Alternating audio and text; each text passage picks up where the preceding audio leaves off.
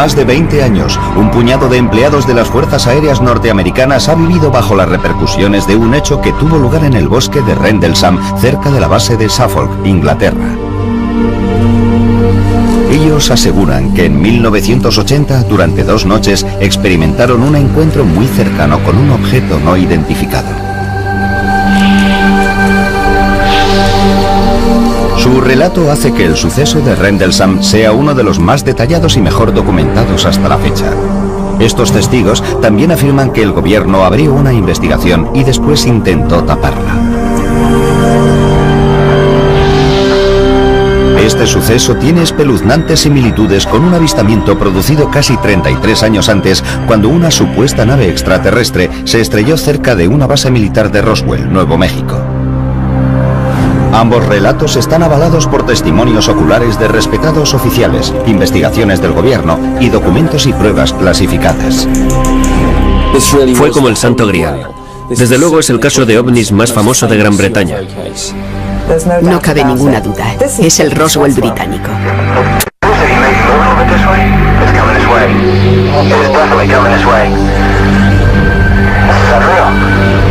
¿Qué fue lo que realmente sucedió en el bosque que rodea las bases aéreas de Woodbridge-Bentwaters en diciembre de 1980? Si pregunta al Pentágono acerca de lo que sucedió en diciembre de 1980 en la base aérea de Woodbridge, le dirán que no pasó nada. La gente tiene que salir y contar algo. Sucedió y fue auténtico. Alguien más estuvo en el bosque de Rendlesham en 1980. El Roswell británico. Esta es la base de las Fuerzas Aéreas Británicas de Bentwaters. Situada a 110 kilómetros al nordeste de Londres, este ahora tranquilo lugar fue en su día una instalación militar altamente sofisticada. La función básica de las 2 bases era ayudar a la OTAN en caso de que se produjera una guerra en Europa. Podíamos actuar y movilizar a nuestros A-10 para apoyar cualquier maniobra de guerra que nos ordenaran realizar. En 1980, con la Guerra Fría en pleno apogeo, las bases aéreas de Bentwaters y la cercana Woodbridge son mantenidas por unos 12.000 empleados de las Fuerzas Aéreas estadounidenses. Es uno de los complejos de la OTAN más grandes de Europa. Pero la zona, rodeada por el denso bosque de Rendlesham, oculta un secreto. Este fue el lugar de almacenamiento de armas secreto de Bentwaters. Lo que se custodiaba aquí es oficialmente confidencial, pero tanto los investigadores como los observadores coinciden en que bajo estos búnkeres de hormigón se guardaba un arsenal nuclear. Aquellos búnkeres subterráneos de alta seguridad, con capas alternativas de acero, hormigón, tierra, acero, hormigón y tierra, contenían cerca de 300.000 kilotones de potencia nuclear. Los aviadores norteamericanos que trabajan en esta base están altamente cualificados. Están entrenados para enfrentarse a situaciones de vida o muerte con serenidad. Y esto es lo que hace que los hechos de Rendlesham sean aún más extraños, porque lo que estos intrépidos hombres vieron la noche de Navidad de 1980 les hizo temblar de miedo. Son las 3 de la madrugada. El piloto John Burroughs patrulla por la entrada este de la base aérea de Woodbridge, una de sus tareas habituales como policía de seguridad. Seguridad se encargaba de las pistas, el almacenamiento de armas y cosas así. Controlábamos la entrada a la base. Este joven de 20 años de edad lleva casi 2 en las Fuerzas Aéreas y ha estado destinado en Bentwaters durante casi año y medio. Hoy apenas hay mucho más que contemplar que las estrellas en el cielo. Hacía bastante frío. La noche estaba muy despejada, apenas había nubes, pero sí había un poco de niebla. Mientras camina, Bud, su superior, se acerca en un vehículo. Me siguió un trecho y me dijo que diéramos una vuelta. Los hombres se dirigen hacia el bosque de Rendlesham. De pronto, el sargento Stephens observa una extraña luz entre los árboles, lejos de la carretera. Y dijo, vaya, ¿es eso normal? Yo miré hacia afuera y había un resplandor muy curioso en el bosque. Le dije, no, eso no es normal. Burroughs no las tiene todas consigo. Teníamos una sensación de peligro, de que algo no iba bien. Había diferentes luces de colores que parpadeaban intermitentemente. Alarmados, los hombres regresan apresuradamente a la base para llamar a la sala de control desde un teléfono seguro. no quieren transmitir esta información por sus emisoras de radio. Ante la insistencia de Burrows, la llamada es trasladada al control central de seguridad de la base. El comandante que está al mando envía al sargento Jim Penniston, de 26 años, al lugar. Penniston es policía de seguridad de las Fuerzas Aéreas desde hace 7 años. Me dijeron que tenía que acudir a la entrada sur porque había un problema. Yo pregunté qué tipo de problema y él me dijo, prefiero que el vigilante que está allí se lo cuente. Y yo respondí, bueno, ¿no puede esperar? No, tiene que ir allí inmediatamente. En pocos minutos, Penniston y su chofer llegan a la entrada este. Burrows y Stephens dirigen su atención hacia el bosque. Vi unas luces multicolores, amarillas y rojas. Estarían a unos 200 o 300 metros. A simple vista parecía que se había estrellado un avión. Ese color tiene el titanio y el carburante cuando arden. Penniston vuelve a llamar a Seguridad Central y obtiene permiso para investigar un posible accidente de aviación. Si se trataba de un accidente, podíamos acudir a prestar ayuda y establecer un cordón de seguridad. Siguiendo el procedimiento habitual, el sargento Penniston intenta recopilar toda la información de Bud Stephens. Yo le pregunté, bueno, ¿has oído cómo se ha estrellado, Bud? Y él me dijo, no, no se ha estrellado, ha aterrizado. Stephens está demasiado asustado para colaborar en la investigación. Regresa a su puesto mientras Burrows y Penniston continúan sin él. Poco después, salen rápidamente con el chofer y se dirigen hacia la misteriosa luz. Cuando la espesura les impide avanzar con el vehículo, Burrows y Penniston siguen a pie. Caminan unos 50 metros y perciben fuertes interferencias en sus radios. Cuanto más nos adentrábamos en el bosque, más interferencias había y más nos costaba mantener el contacto. De pronto, el sargento Penniston nota una descarga eléctrica en el aire. No era la primera vez que estaba en una situación apurada y ya conocía esa sensación de adrenalina. Pero esto era algo diferente. Se notaba en la ropa, en la cara, en el pelo. Cuanto más se acercan a la luz, menos parece un accidente. No olía a humo. Estaba demasiado tranquilo. Tan solo parecía una bola de luz. Llegamos hasta un claro del bosque y allí estaba. Era como una luz brillante que iluminaba toda la zona. Era casi cegadora. El sargento Penniston se acerca a casi 1 metro del objeto y la luz se apaga un poco. Mientras su vista se adapta a la iluminación, le cuesta comprender lo que está viendo. Me considero una persona racional. Quería una explicación racional a lo que estaba pasando, pero no la encontraba. Penniston saca unas fotografías con su cámara militar. El objeto tenía forma triangular. Mediría unos 3 metros de ancho y 2,5 de alto. No podía distinguir la parte trasera de la delantera. No tenía motores por ninguna parte, ni cabina de piloto, ni nada por el estilo. El exterior del objeto era completamente liso.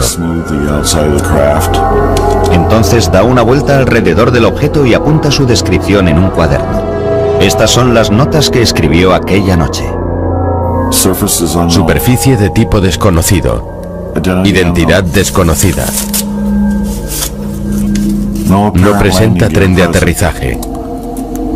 No emite ningún sonido, pero parece estar en funcionamiento. La letra de Penniston cambia apreciablemente al acercarse al objeto. Tenía problemas para describir el objeto. No paraba de decir desconocido. Hasta tengo problemas para entrever lo que apunté aquí. Cuando se acerca lo suficiente, extiende la mano y toca el objeto. El material del objeto era liso, como el cristal. Era cálido al tacto, pero no caliente. No había luces sobre la superficie. De alguna forma formaba parte del material del objeto. En la parte frontal del objeto, Penniston observa unos extraños símbolos. También los copia en su cuaderno. Eran como unas marcas.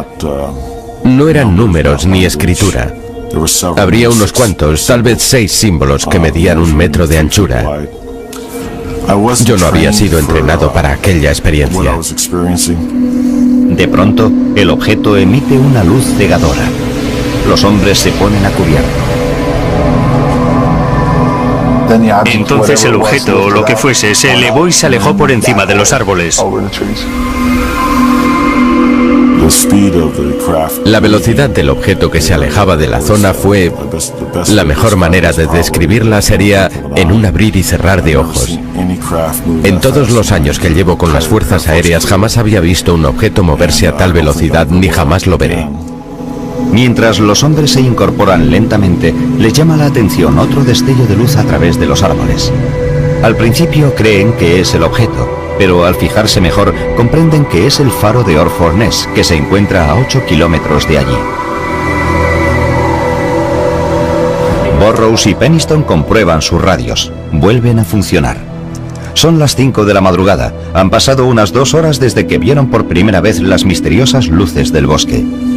Contactan con Seguridad Central y su comandante les ordena que se reúnan con un equipo de seguridad en la entrada este.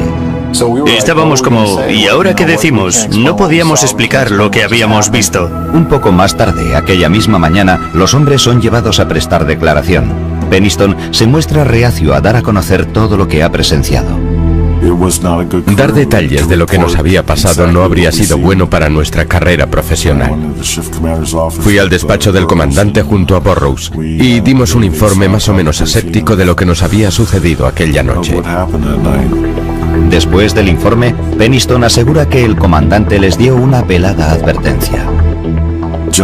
Caballeros, dijo, el proyecto Blue Book finalizó en 1969. A veces es mejor dejar en paz ciertas cosas. Proyecto Blue Book era el nombre en clave de una polémica unidad de investigación sobre ovnis de las Fuerzas Aéreas de los Estados Unidos. Antes de ser disuelta, su objetivo era averiguar si los ovnis eran una posible amenaza para la seguridad nacional. Pese a las advertencias de su comandante, el sargento Penniston no puede quitarse de la cabeza aquel extraño encuentro. Volví a mi casa y no pude pegar ojo.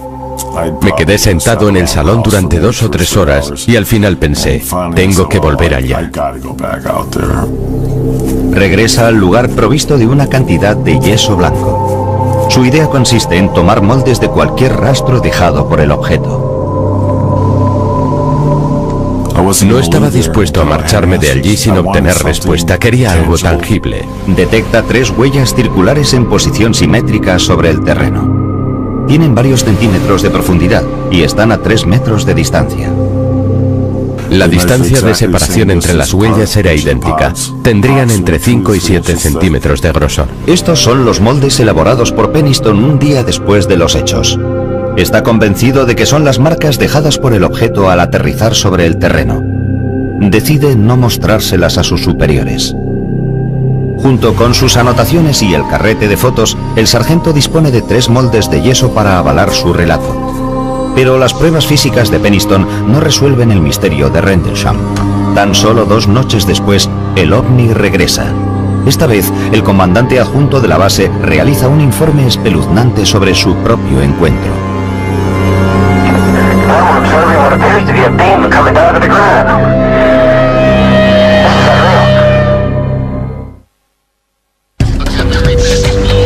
Finales de diciembre de 1980.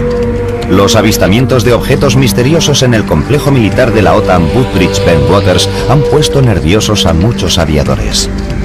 Estos extraños encuentros comenzaron la noche del 25 de diciembre, cuando varios aviadores declararon haber visto luces poco comunes. A primera hora del día 26, 2 hombres aseguraron haberse acercado a escasos centímetros de un objeto que había aterrizado en el bosque cercano. Es la tarde del día 27. El comandante delegado de la base, teniente coronel Charles Holt, asiste a una fiesta en el club de oficiales. La fiesta se interrumpe cuando uno de sus hombres llega con aspecto agitado. Llegó y estaba pálido como un cadáver. Y lo cierto es que era una persona con aplomo. Anteriormente había sido marine. Nos dijo, ha vuelto. Nos miramos y repitió, ha vuelto, el ovni ha vuelto. Después de 2 noches de relatos inquietantes, Holt decide tomar cartas en el asunto. La policía pasaba más tiempo mirando al cielo que a los aviones que debía proteger. Ya era hora de poner punto y final a todo este asunto. Holt da instrucciones a un grupo de seguridad de 3 hombres para que preparen su equipo y le esperen en su despacho. En pocos minutos se dirigen hacia el bosque de Rendlesham. Cuando Holt llega, ya se ha establecido un cordón de seguridad alrededor del perímetro del bosque. Holt es informado de la situación y se le comunica que el ovni ya no es visible, pero los hombres perciben extrañas interferencias en sus linternas de alta potencia. Holt y su equipo preparan una cámara de alta resolución, un contador Geiger y un aparato de visión nocturna llamado Starscope. Me llevé mi pequeña grabadora personal. Suelo llevarla conmigo a todas partes para grabar lo que sucede. El equipo se adentra en el bosque. Estaba dispuesto a investigar y demostrar que todo tenía una explicación razonable y sencilla. Esta es la grabación que Holt realizó aquella noche.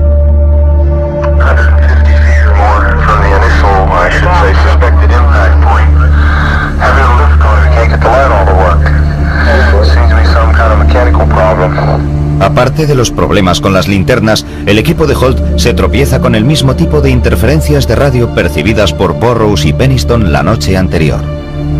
Están caminando por la zona donde Burroughs y Penniston aseguran haber visto el misterioso objeto cuando Holt repara en varias grietas en el tronco de algunos árboles. Es como si hubieran sido golpeados por un objeto grande. Holt ordena a uno de sus hombres que tome fotografías. Tomó varias fotos de las melladuras de los árboles. Sacó un montón de fotos seguidas. El contador Geiger comienza a registrar altos niveles de radiación, pero solo en las zonas que bordean el presunto lugar de aterrizaje.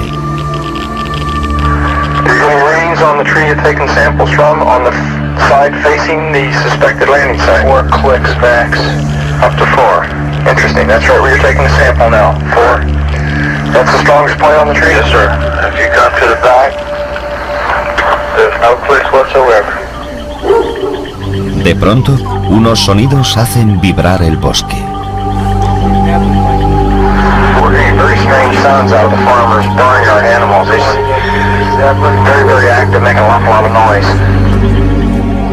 Los animales del bosque estaban muy excitados, metían mucho ruido, y los animales de una granja que estaba cerca de allí también parecían muy nerviosos. Uno de sus hombres señala hacia una luz que brilla desde lejos. Con su grabadora en marcha, Holt recoge cada instante de este suceso.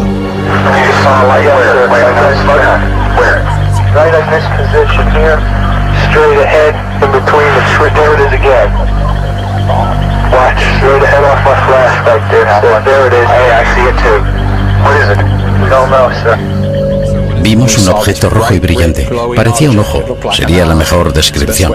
Era rojo brillante y tenía un centro oscuro. Parecía estar parpadeando.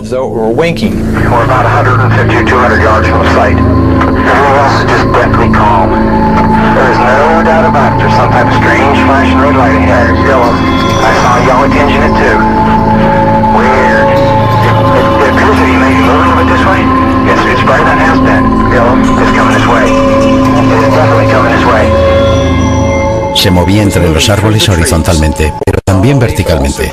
En otras palabras, se movía en zigzag entre los árboles y goteaba. Yo lo definiría como metal fundido. Holt y sus hombres persiguen el objeto hasta una campa cercana. Conforme nos acercábamos, se alejaba. Se alejó de nosotros hacia la puerta del granjero y permaneció allí unos 20 o 30 segundos. Tal vez un poco más.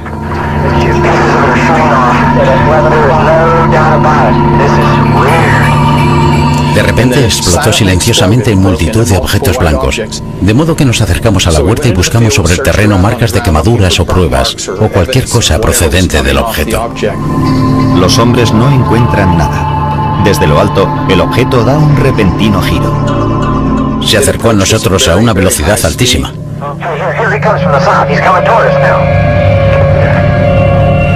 Se detuvo sobre nuestras cabezas y nos envió un rayo. Yo lo definiría como un rayo láser.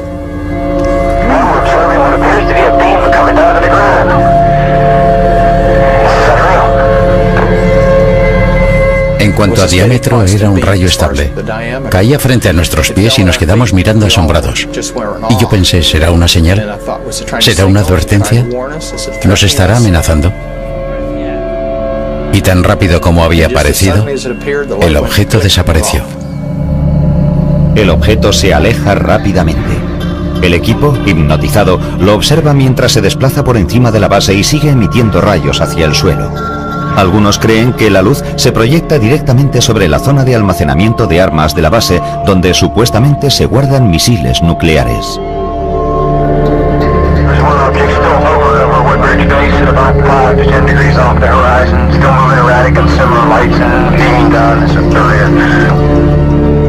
En este momento la cinta de la grabadora se acaba. El objeto sigue volando en la distancia, pero Holt y su equipo no saben qué hacer. No existe un protocolo para lo que acaban de presenciar. Desconcertados y cansados, los hombres regresan a la base.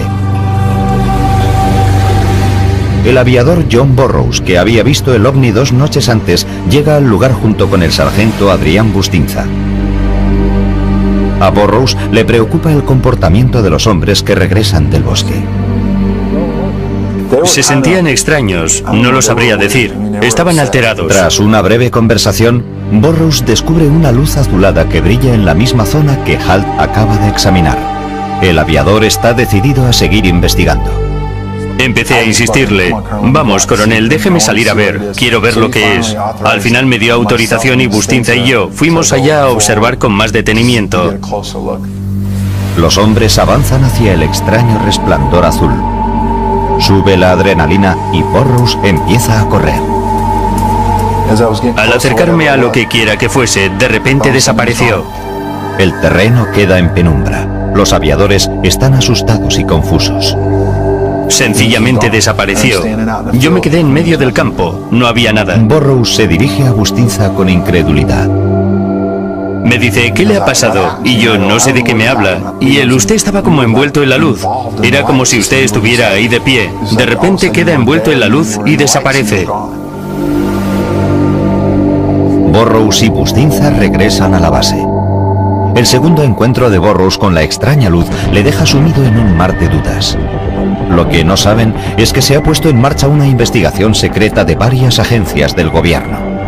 Los hombres aseguran que al volver a la base aquella noche se tropezaron con una conspiración del gobierno.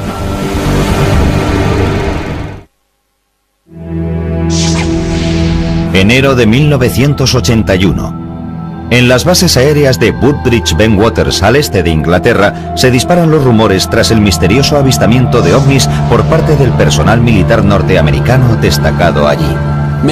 Muchos de ellos llevaban años de servicio, eran testigos muy bien entrenados, no es que hubieran aparecido la víspera así como así. La consiguiente investigación militar sigue siendo motivo de polémica hoy en día. Aquellos que aseguraron haber visto el ovni creen que los militares estaban más interesados en controlar el daño que en saber la verdad. Lo que hizo nuestro gobierno a estas personas por mantener la discreción es vergonzoso. Según estos aviadores, pronto se convirtieron en parte involuntaria de una coartada del gobierno. Al principio, la investigación se realiza siguiendo el procedimiento militar habitual. El comandante delegado de la base, Charles Holt, que también fue testigo, comienza a tomar declaración a los hombres que aseguraron haber visto el objeto. No tenía otra opción. No podía pasarlo por alto. Había demasiados testigos y demasiada gente en diferentes lugares. John Burroughs, que vio el ovni las 2 noches, asegura que su entrevista no deja lugar a dudas. Tomó nuestras declaraciones, las miró y dijo: esto es una locura. No hay explicación para lo que ha sucedido. Y en eso quedó. Otros, como el sargento Jim Penniston, dicen que después de su reunión con Holt comenzó otro largo e inquietante proceso. 2 semanas después de su entrevista inicial, Penniston es convocado para prestar otra declaración. Esta vez ante un grupo de investigadores de alto nivel, el OIE. El OIE es la Oficina de Investigaciones Especiales, o por decirlo de otra manera, la policía secreta. Están ahí para controlar las fuerzas aéreas norteamericanas. Pueden entrar en el despacho de un general e incluso arrestarlo. Tanto es el poder que tienen. Cuando Penniston entra en la sala, el ambiente es hostil. Comienza a declarar y muestra a los investigadores los bocetos y anotaciones de su encuentro. Según Penniston, el resto de la entrevista fue turbio. Al día de hoy, le cuesta recordar con exactitud las tácticas que utilizó el OIE para sacarle la información. Tomaron medidas extraordinarias para asegurarse de que estaba diciendo la verdad. Me pusieron pentotal sódico. Estoy seguro de que se lo permití.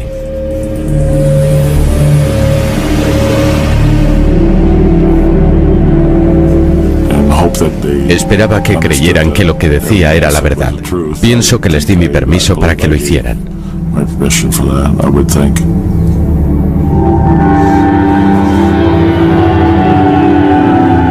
Para Peniston, la investigación militar emprende un giro más siniestro cuando convocan a más hombres para ser interrogados. Poco después de los hechos, el sargento Adrián Bustinza, que había acompañado a John Burroughs al campo, es conducido a una habitación en el sótano de la base para ser interrogado. Incluso hoy, Bustinza se niega a hablar públicamente sobre los sucesos de aquella noche. Pero la escritora Georgina Bruni asegura que posteriormente le hizo varias confidencias. Le dijeron, escuche, lo que usted vio fue la luz del faro. Y él contestó, no, vi mucho más que eso. Y ellos, usted no nos está entendiendo, ¿no? Y lo retuvieron hasta que aceptó reconocer que lo que había visto era el faro. Entonces le dijeron, las balas son muy baratas, 10 céntimos la docena. Entonces es cuando él dijo, vale, fue el faro. Otros testigos también aseguran que les obligaron a cambiar su relato sobre el ovni.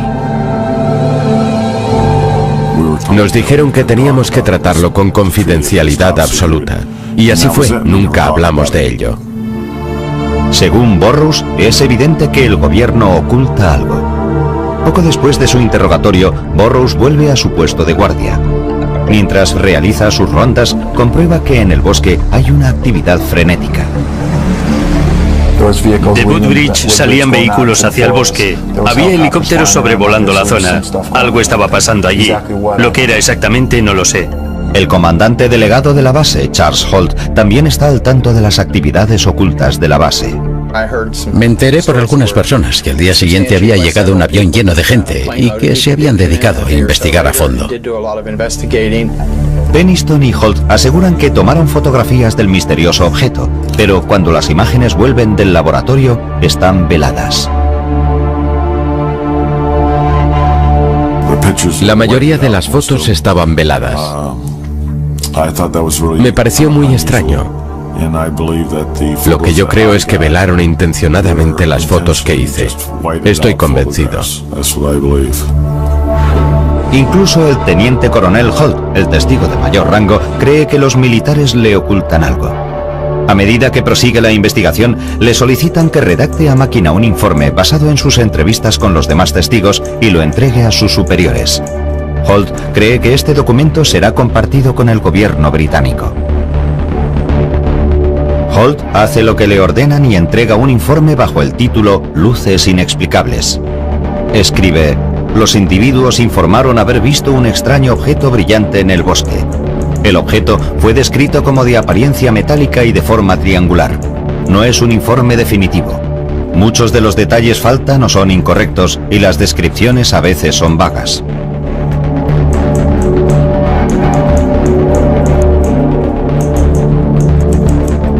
El informe no estaba pensado para uso público. Estaba destinado al Ministerio de Defensa para que se involucraran en una investigación a fondo.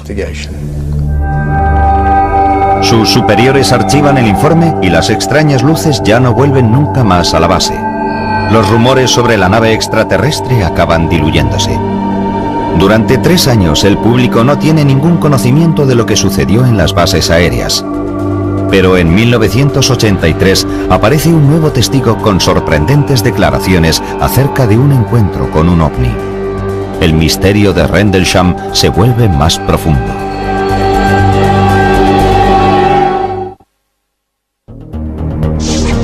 ...2 de octubre de 1983... El periódico británico News of the World arrasa en kioscos con el titular «OVNI aterriza en Suffolk y es oficial». En el artículo se asegura que a finales de diciembre de 1980, un misterioso objeto impulsado por control inteligente invadió los cielos sobre la base aérea de Woodbridge Bentwaters. Pero lo más fascinante es que ofrece una prueba escrita, un informe oficial del gobierno que confirma los supuestos avistamientos. El documento había sido redactado por uno de los hombres que observaron el misterioso objeto, el comandante delegado de la base, Charles Holt. Emisoras de radio, cadenas de televisión, incluso la alemana y la japonesa. La zona estaba invadida por gente que quería conocer el verdadero relato. Desde aquel momento, toda la prensa del Reino Unido se hizo eco de esta historia durante una semana. El informe, titulado Luces Inexplicables, ofrece una breve descripción de los encuentros de finales de diciembre. En él se incluye la descripción realizada por Penniston de un extraño objeto que maniobraba entre los árboles, así como el relato de Holt sobre una luz roja parecida al sol en el cielo nocturno. Pero, ¿cómo se filtró esta historia al público? El documento, conocido como Informe Holt, salió a la luz a través de Larry Warren, un antiguo policía de seguridad de Waters. Su explicación es contundente. Quise forzar la situación para que se supiera todo. Él fue quien sacó a la luz pública este asunto. Fue a cuenta de la ley de libertad de prensa que se desclasificó el llamado Informe Holt. Se divulgó esta información concreta. Y en cuanto se conoció aquel papel, ya no hubo forma de pararlo. Warren recibió por igual elogios y críticas por su franqueza. La historia que cuenta empieza como otras, pero el final es bastante más extraño. A finales de 1980, Warren era un policía de seguridad de 19 años destinado en Bentwaters. Según Warren, tras la medianoche del 29 de diciembre fue relevado del puesto y le ordenaron ayudar al coronel Holt en su investigación. Al llegar al claro del bosque, observa un grupo de militares que rodean un objeto brillante. El objeto estaba posado en el terreno. Parecía de una película de ciencia ficción, pero había algo vivo en ello. No tenía puertas ni ventanas. Era un objeto que cambiaba continuamente. Al acercarse a pocos metros del objeto, Warren dice que presenció una visión extraordinaria. Había varios oficiales y aviadores de cara al objeto y 3 pequeños seres brillantes de pie en la luz. Lo que él y los demás hombres observan en las cercanías son 3 figuras humanoides. Eran figuras independientes y daba la impresión de que fueran niños. Warren se da cuenta de que el oficial más antiguo empieza a comunicarse con los seres. Los cargos más antiguos parecían estar siguiendo un protocolo. Era como un procedimiento habitual. Warren es arrastrado lejos de la zona. No se le ofrece ninguna explicación de lo que acaba de ver. Al día siguiente, según sus palabras, es conducido a una sala con otros testigos para declarar. Recuerda un proyector de cine y 3 hombres trajeados. Nos mostraron varias películas de actividad militar ovni. Me imagino que serían de los años 40. Al igual que los demás testigos, Warren dice que cuanto más avanza el interrogatorio, más confusos son sus recuerdos. Lo siguiente que sucedió es como una serie de imágenes sin sentido. Warren recuerda que fue llevado contra su voluntad por unos hombres vestidos de negro que lo condujeron a un lugar subterráneo de la base. Recuerdo que me colocaron sobre una mesa. Había gente que me hablaba. Detrás había médicos y gente de las fuerzas aéreas. Tengo la imagen de una especie de cantina. Yo intentaba comer algo y estaba solo a la mesa. Son imágenes. Me las podrían haber implantado en la cabeza. Warren dice no saber si sus recuerdos son verdaderos o si aquellas imágenes le fueron implantadas por investigadores militares para confundirlo y distraerle de lo que realmente sucedió. Tras conocerse los sucesos de Rendlesham, las acusaciones de Warren ponen furiosos a otros testigos. Estos aviadores y oficiales exigen saber la verdad, pero el relato de Warren tiene muy poca coherencia. Todo esto nos sentó mal. Son unos hechos que realmente sucedieron, pero lo que él describió no se ajustaba a la realidad. Divulgar este tipo de detalles extremos era injusto respecto a la gente que estaba involucrada. Parte de estos hechos sí se corresponden con el relato de otros testigos presenciales. Warren, al igual que Charles Holt y Jim Pennington, recuerda haber visto un objeto reluciente en un claro del bosque de Rendlesham después de las Navidades de 1980. Pero Larry Warren es el único aviador que asegura haber visto formas de vida alienígenas.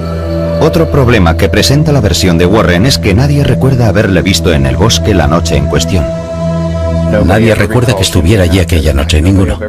He hablado con todos los que tomaron parte, incluso los que se mantuvieron al margen, y nadie recuerda haber visto a Warren en ningún lugar, salvo en la base, entrenando. Warren se mantiene firme en sus convicciones. Jamás me ha importado mi papel en todo esto. Nunca he representado intencionadamente nada, ni he mentido, ni he intentado obtener algo de forma injusta.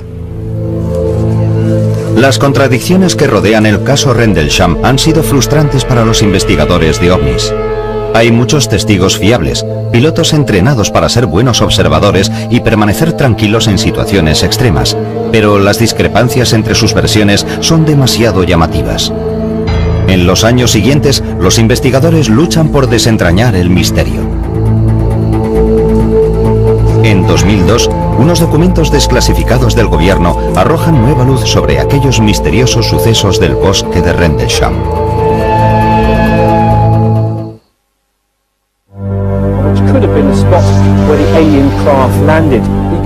Desde 1983, el caso Rendlesham ha acaparado la atención de todo el mundo, pero hasta la fecha de hoy sigue sin haber una explicación para lo que el personal de las Fuerzas Aéreas norteamericanas aseguró haber visto en el bosque y los cielos de Suffolk, Inglaterra. Algunos expertos que han revisado los informes de las extrañas luces y la nave brillante han llegado a la conclusión de que se trata de una simple ilusión óptica. James McGaha, general retirado de las Fuerzas Aéreas, se enteró por casualidad. Oí hablar del caso de Rendlesham por primera vez en 1983, cuando estuve en la base realizando unas maniobras militares de servicio provisional. En su recorrido descubre que a 8 kilómetros de las bases, a orillas del Mar del Norte, se encuentra el faro de Orford Ness. McGaha cree que los testigos confundieron este faro con un ovni.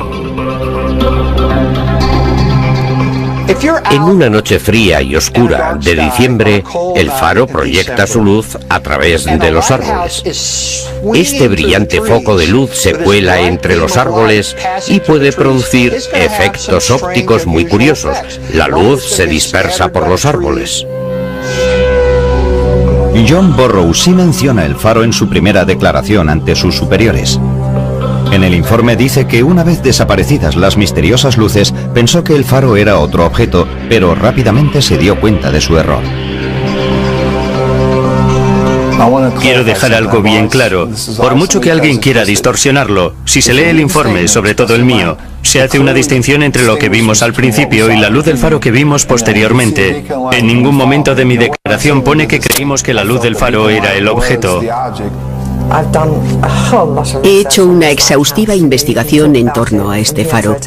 Podríamos pasar horas discutiéndolo, pero es imposible que la luz de un faro viaje 8 kilómetros entre los árboles y lance rayos sobre el suelo. Definitivamente, no pudo ser el faro. Pero McGaha asegura que hay otra explicación para las luces del cielo que nada tiene que ver con los ovnis. La noche del 25, hacia las 9:30, un satélite Cosmos volvió a entrar en la atmósfera terrestre. Seguramente tendría un aspecto de bola de fuego, como un meteoro muy brillante. Durante casi 20 años, escépticos y creyentes han seguido buscando respuestas. En 2002, en parte gracias a investigadores como Georgina Bruni, el gobierno británico desclasifica una nueva partida de archivos. Los documentos proporcionan nueva información sobre el caso, pero también suscitan nuevos interrogantes. Una cosa sí queda clara. El gobierno británico investigó los misteriosos avistamientos en 1981. Este hecho parece demostrar que los investigadores militares no creían que los avistamientos fueran provocados por un faro o un satélite. Pero los archivos también revelan los puntos débiles de la investigación. Descubrimos que parte de las instalaciones de radar eran defectuosas. Las cámaras no funcionaron la noche en cuestión o tuvieron un problema y no había película. Entonces los investigadores basaron sus pesquisas en el informe escrito original del teniente coronel Charles Holt. En su documento declara que el primer suceso ocurrió el 27 de diciembre, pero en realidad los avistamientos empezaron el 25 de diciembre. El error de Holt ha provocado que los investigadores examinaran las noches equivocadas durante 20 años. Para Nick Pope, oficial del Ministerio de Defensa, es una revelación frustrante. Posiblemente se trataba del suceso ovni más importante que había tenido lugar jamás en suelo británico. Pero no solo las fechas estaban mal, se había perdido un tiempo precioso. Por otra parte, se han apartado muchos de los archivos desclasificados en 2002. Los investigadores confían en que los gobiernos británico y estadounidense faciliten más información, incluyendo las fotografías sacadas por el personal de las fuerzas aéreas la noche de los avistamientos. Estas son las únicas imágenes que quedan de la investigación. Muestran a las autoridades examinando el supuesto lugar de aterrizaje, pero no hay rastro de objetos extraños. La postura oficial de las fuerzas aéreas norteamericanas es que los sucesos no suponen una amenaza para la seguridad nacional. Para muchos, esta afirmación no es cierta. En la base se guardaban armas nucleares. Los informes de naves no identificadas tendrían que haber despertado la alarma entre los militares.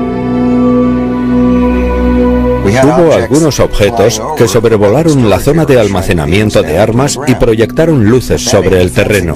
¿Eso no es importante para defensa? Los escépticos se hacen la misma pregunta, pero en sus mentes retumba la respuesta de los militares. Los ovnis no visitaron el bosque de Rendlesham. Esto sucedió durante la Guerra Fría. Hay que comprender que la seguridad en las bases era bastante estricta. Cualquier cosa que pudiera suceder cerca de la línea de vuelo, donde se mantenían aeronaves de enorme valor táctico y económico, o en zonas de almacenamiento de armas, habría desencadenado una reacción inmediata en toda la base. Todo el mundo se habría levantado para responder a algo así, y desde luego eso no sucedió. Incluso Charles Holt, el comandante delegado, se siente frustrado en su búsqueda de respuestas. Sigo insistiéndole al jefe de escuadrón Morland, el oficial de enlace británico, para que me dé una respuesta. ¿Es que a nadie le interesa? Tengo la sensación de que es un asunto que han dejado abandonado, sin que nadie se haga cargo de ello. A pesar de que ellos siguen presionando al gobierno para que facilite más información, algunos investigadores creen que los archivos que faltan y los primeros errores cometidos en la investigación militar pueden hacer que el misterio de Rendlesham permanezca sin resolver. Esto es así en cualquier investigación. Si no se aprovechan las primeras 24 horas para recabar toda la información, las posibilidades de éxito se reducen rápidamente. El problema del incidente de Rendlesham es que se produjo durante el periodo navideño. Buena parte del personal de la base estaba de vacaciones. Creo que hubo un vacío en la toma de decisión. Para los hombres involucrados en el caso Rendlesham, la información recientemente desclasificada no es suficiente para dar carpetazo al asunto. Por ahora, poseen las escasas y misteriosas pruebas que quedan de su extraño descubrimiento. Los moldes y dibujos de Penniston, la grabación de Holt,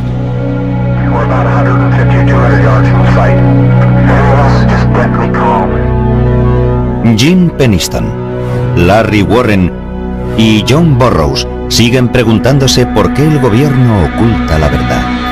Hay una cadena de mando, hay una cadena de custodia, se guarda registro de todo, y en este caso han hecho como si todo se hubiera volatilizado. Creo que técnicamente nosotros también somos parte de la tapadera, seguramente porque dimos un informe inicial muy aséptico. Como solía decir John Lennon, una conspiración de silencio habla más alto que las palabras. Y eso es un hecho, y mientras pueda, seguiré insistiendo a la gente, y seguiré gritando a los cuatro vientos. Esto es lo que ocurrió. Juzguen por ustedes mismos. En Norteamérica todo el mundo ha oído hablar de Roswell. Aquí solo los investigadores conocen el caso Rendlesham, pero a mí me parece que este caso es mucho más importante que el de Roswell. Podría ser el suceso ovni más grande de todos los tiempos. Merece un lugar destacado, merece ser conocido por el público. La gente todavía me pregunta qué fue lo que pasó. No lo sé. ¿Qué fue? La verdad es que no lo sé. Ni idea.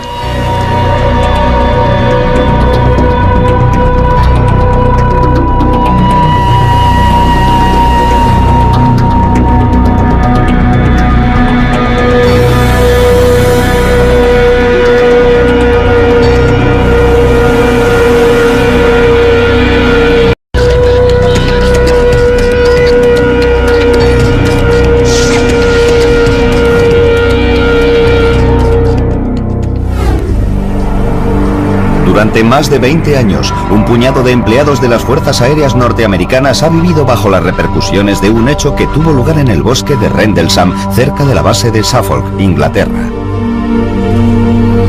Ellos aseguran que en 1980, durante 2 noches, experimentaron un encuentro muy cercano con un objeto no identificado. Su relato hace que el suceso de Rendlesham sea uno de los más detallados y mejor documentados hasta la fecha. Estos testigos también afirman que el gobierno abrió una investigación y después intentó taparla. Este suceso tiene espeluznantes similitudes con un avistamiento producido casi 33 años antes, cuando una supuesta nave extraterrestre se estrelló cerca de una base militar de Roswell, Nuevo México. Ambos relatos están avalados por testimonios oculares de respetados oficiales, investigaciones del gobierno y documentos y pruebas clasificadas. Fue como el Santo Grial. Desde luego es el caso de ovnis más famoso de Gran Bretaña. No cabe ninguna duda. Es el Roswell británico.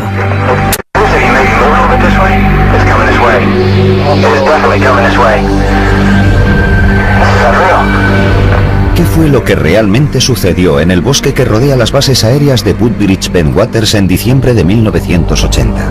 Si pregunta al Pentágono acerca de lo que sucedió en diciembre de 1980 en la base aérea de Woodbridge, le dirán que no pasó nada. La gente tiene que salir y contar algo. Sucedió y fue auténtico. Alguien más estuvo en el bosque de Rendlesham en 1980. El Roswell británico. Esta es la base de las Fuerzas Aéreas Británicas de Bentwaters. Situada a 110 kilómetros al nordeste de Londres, este ahora tranquilo lugar fue en su día una instalación militar altamente sofisticada. La función básica de las dos bases era ayudar a la OTAN en caso de que se produjera una guerra en Europa. Podíamos actuar y movilizar a nuestros A-10 para apoyar cualquier maniobra de guerra que nos ordenaran realizar. En 1980, con la Guerra Fría en pleno apogeo, las bases aéreas de Bentwaters y la cercana Woodbridge son mantenidas por unos 12.000 empleados de las Fuerzas Aéreas estadounidenses. Es uno de los complejos de la OTAN más grandes de Europa. Pero la zona, rodeada por el denso bosque de Rendlesham, oculta un secreto. Este fue el lugar de almacenamiento de armas secreto de Bentwaters. Lo que se custodiaba aquí es oficialmente confidencial, pero tanto los investigadores como los observadores coinciden en que bajo estos búnkeres de hormigón se guardaba un arsenal nuclear. Aquellos búnkeres subterráneos de alta seguridad, con capas alternativas de acero, hormigón, tierra, acero, hormigón y tierra, contenían cerca de 300.000 kilotones de potencia nuclear. Los aviadores norteamericanos que trabajan en esta base están altamente cualificados. Están entrenados para enfrentarse a situaciones de vida o muerte con serenidad. Y esto es lo que hace que los hechos de Rendlesham sean aún más extraños, porque lo que estos intrépidos hombres vieron la noche de Navidad de 1980 les hizo temblar de miedo. Son las 3 de la madrugada. El piloto John Burroughs patrulla por la entrada este de la base aérea de Woodbridge, una de sus tareas habituales como policía de seguridad. Seguridad se encargaba de las pistas, el almacenamiento de armas y cosas así. Controlábamos la entrada a la base. Este joven de 20 años de edad lleva casi 2 en las Fuerzas Aéreas y ha estado destinado en Bentwaters durante casi año y medio. Hoy apenas hay mucho más que contemplar que las estrellas en el cielo. Hacía bastante frío. La noche estaba muy despejada, apenas había nubes, pero sí había un poco de niebla. Mientras camina, Bud, su superior, se acerca en un vehículo. Me siguió un trecho y me dijo que diéramos una vuelta. Los hombres se dirigen hacia el bosque de Rendlesham. De pronto, el sargento Stephens observa una extraña luz entre los árboles, lejos de la carretera. Y dijo, vaya, ¿es eso normal? Yo miré hacia afuera y había un resplandor muy curioso en el bosque. Le dije, no, eso no es normal. Burroughs no las tiene todas consigo. Teníamos una sensación de peligro, de que algo no iba bien. Había diferentes luces de colores que parpadeaban intermitentemente. Alarmados, los hombres regresan apresuradamente a la base para llamar a la sala de control desde un teléfono seguro. no quieren transmitir esta información por sus emisoras de radio. Ante la insistencia de Burrows, la llamada es trasladada al control central de seguridad de la base. El comandante que está al mando envía al sargento Jim Peniston, de 26 años, al lugar. Peniston es policía de seguridad de las Fuerzas Aéreas desde hace 7 años. Me dijeron que tenía que acudir a la entrada sur porque había un problema. Yo pregunté qué tipo de problema y él me dijo, prefiero que el vigilante que está allí se lo cuente. Y yo respondí, bueno, ¿no puede esperar? No, tiene que ir allí inmediatamente. En pocos minutos, Peniston y su chofer llegan a la entrada este. Burrows y Stephens dirigen su atención hacia el bosque. Vi unas luces multicolores, amarillas y rojas. Estarían a unos 200 o 300 metros. A simple vista parecía que se había estrellado un avión. Ese color tiene el titanio y el carburante cuando arden. Peniston vuelve a llamar a Seguridad Central y obtiene permiso para investigar un posible accidente de aviación. Si se trataba de un accidente, podíamos acudir a prestar ayuda y establecer un cordón de seguridad. Siguiendo el procedimiento habitual, el sargento Peniston intenta recopilar toda la información de Bud Stephens. Yo le pregunté, bueno, ¿has oído cómo se ha estrellado, Bud? Y él me dijo, no, no se ha estrellado, ha aterrizado. Stephens está demasiado asustado para colaborar en la investigación. Regresa a su puesto mientras Burrows y Peniston continúan sin él. Poco después, salen rápidamente con el chofer y se dirigen hacia la misteriosa luz. Cuando la espesura les impide avanzar con el vehículo, Burrows y Peniston siguen a pie.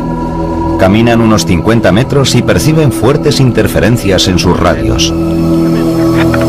Cuanto más nos adentrábamos en el bosque, más interferencias había y más nos costaba mantener el contacto. De pronto, el sargento Peniston nota una descarga eléctrica en el aire. No era la primera vez que estaba en una situación apurada y ya conocía esa sensación de adrenalina. Pero esto era algo diferente. Se notaba en la ropa, en la cara, en el pelo. Cuanto más se acercan a la luz, menos parece un accidente. No olía a humo. Estaba demasiado tranquilo. Tan solo parecía una bola de luz. Llegamos hasta un claro del bosque y allí estaba. Era como una luz brillante que iluminaba toda la zona. Era casi cegadora. El sargento Peniston se acerca a casi 1 metro del objeto y la luz se apaga un poco. Mientras su vista se adapta a la iluminación, le cuesta comprender lo que está viendo. Me considero una persona racional. Quería una explicación racional a lo que estaba pasando, pero no la encontraba. Peniston saca unas fotografías con su cámara militar. El objeto tenía forma triangular. Mediría unos 3 metros de ancho y 2,5 de alto. No podía distinguir la parte trasera de la delantera. No tenía motores por ninguna parte, ni cabina de piloto, ni nada por el estilo. El exterior del objeto era completamente liso. Entonces da una vuelta alrededor del objeto y apunta su descripción en un cuaderno. Estas son las notas que escribió aquella noche. Superficie de tipo desconocido. Identidad desconocida. No presenta tren de aterrizaje. No emite ningún sonido, pero parece estar en funcionamiento. La letra de Peniston cambia apreciablemente al acercarse al objeto. Tenía problemas para describir el objeto. No paraba de decir desconocido. Hasta tengo problemas para entrever lo que apunté aquí. Cuando se acerca lo suficiente, extiende la mano y toca el objeto. El material del objeto era liso, como el cristal. Era cálido al tacto, pero no caliente. No había luces sobre la superficie. De alguna forma formaba parte del material del objeto. En la parte frontal del objeto, Peniston observa unos extraños símbolos. También los copia en su cuaderno. Eran como unas marcas. No eran números ni escritura.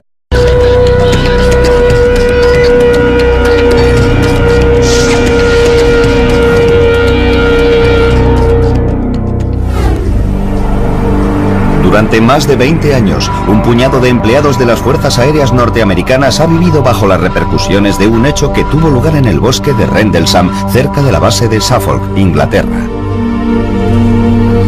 Ellos aseguran que en 1980, durante 2 noches, experimentaron un encuentro muy cercano con un objeto no identificado. Su relato hace que el suceso de Rendlesham sea uno de los más detallados y mejor documentados hasta la fecha. Estos testigos también afirman que el gobierno abrió una investigación y después intentó taparla.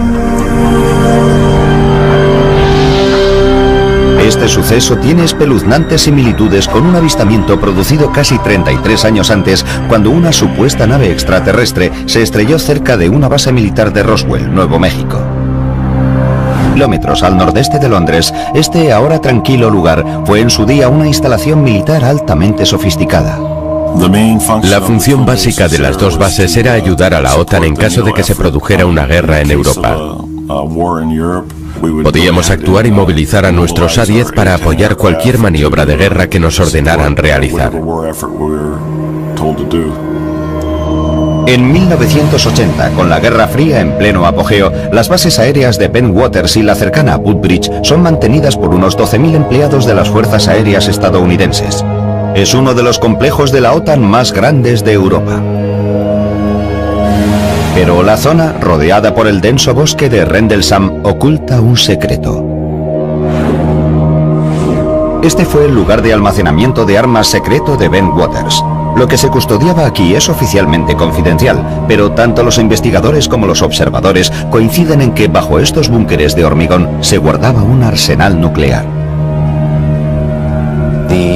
Aquellos búnkeres... Ambos relatos están avalados por testimonios oculares de respetados oficiales, investigaciones del gobierno y documentos y pruebas clasificadas. Fue como el Santo Grial. Desde luego es el caso de ovnis más famoso de Gran Bretaña. No cabe ninguna duda, es el Roswell británico.